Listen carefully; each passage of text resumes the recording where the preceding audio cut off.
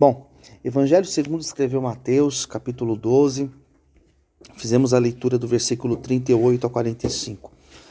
Os primeiros versículos vai dizer que os escribas e os fariseus, ou seja, aqueles religiosos, eles viam os milagres de Jesus, eles viam tudo aquilo que Jesus fazia e ficavam sabendo dos milagres, né? Que existiam cegos enxergando, paralíticos estavam levantando e andando, que pessoas que estavam oprimidas por demônios eram libertas. E ainda assim, eles chegaram para Jesus e disseram: Senhor, chamaram ele de mestre, rabi, né? Ou rabone, nós queremos ver um sinal da tua parte. Prova pra gente quem o Senhor é. Dá um sinal pra gente. E Jesus falou assim: mas como assim? Ele fala assim, vocês são uma geração má e adúltera. E vocês estão pedindo um sinal. Eu não darei outro sinal para vocês, senão o sinal do profeta Jonas. E qual foi o sinal do profeta Jonas? Ele disse que o profeta Jonas, ele ficou 3 dias e 3 noites dentro do ventre. Aqui aparece baleia, né? Tem outras traduções que fala grande peixe ou peixe grande, né? Ele falou assim: o filho do homem, ou seja, ele está se referindo a ele, ficará também 3 dias, né? No ventre ou no seio da terra. Depois ele vai ressurgir, né? O que ele está dizendo? Ele está fazendo menção à sua morte e à sua ressurreição, que ele ao 3º dia também iria ressuscitar.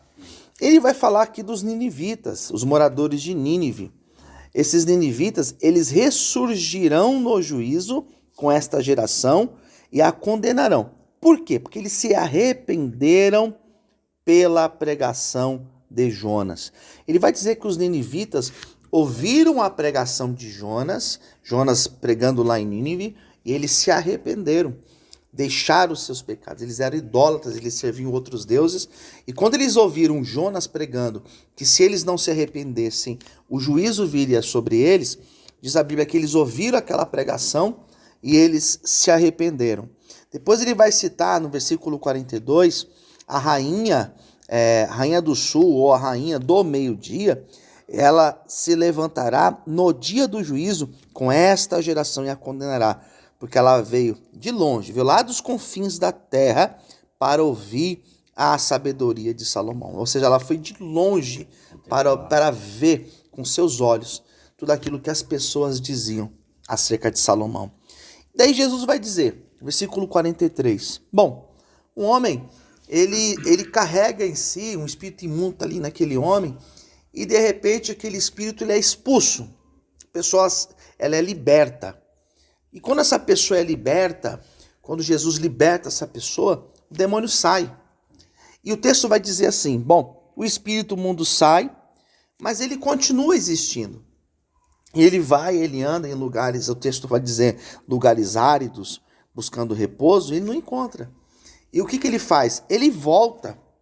E quando ele volta para aquela pessoa, e aquela pessoa está lá, com a casa vazia, varrida, ordenada, tudo ali vazio, ela não se encheu de Deus, o que acontece?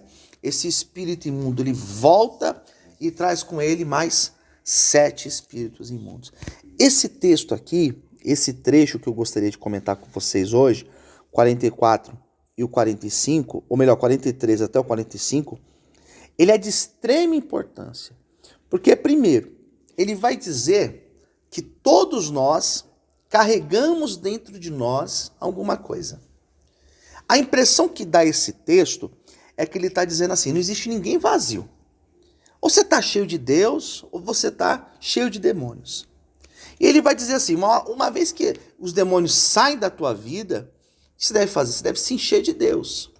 Porque se você permanece vazio, esse demônio ele vai voltar, mas ele não volta sozinho. Ele volta com mais 7 piores.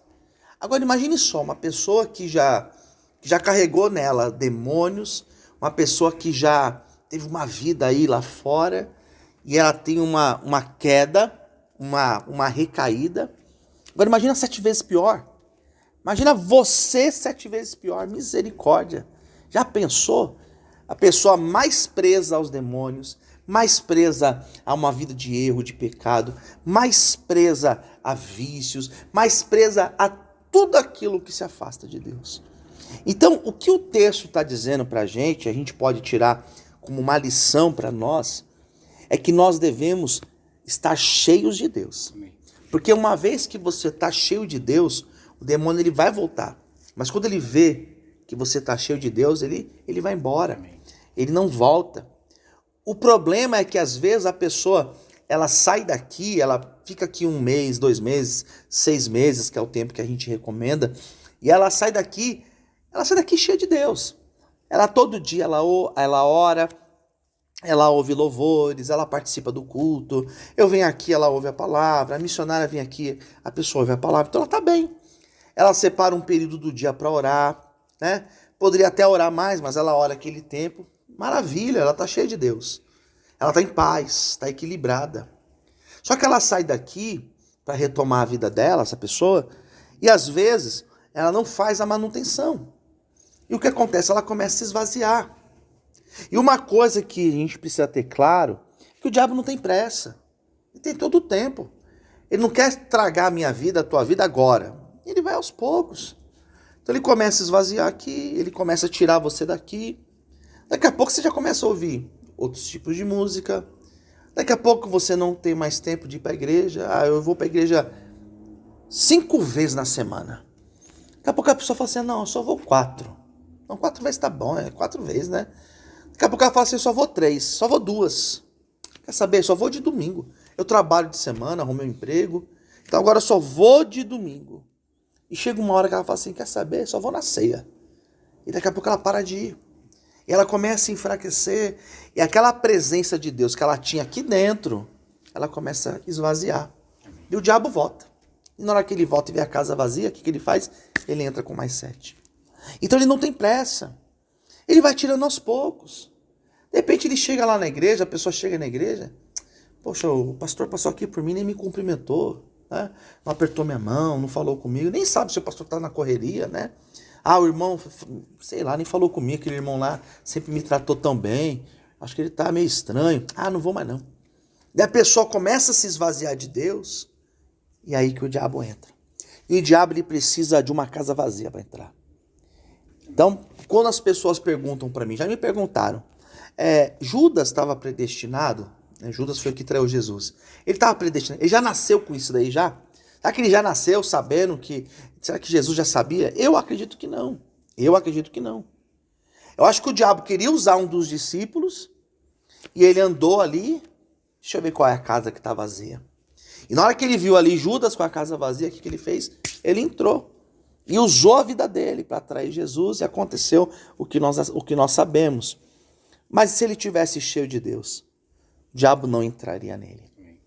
Então, às vezes que a gente está aqui na presença de Deus, a gente está aqui reunido, e o diabo quer entrar, quer trazer confusão, quer trazer contenda, ele quer separar, ele quer trazer tumulto, quer tumultuar a casa.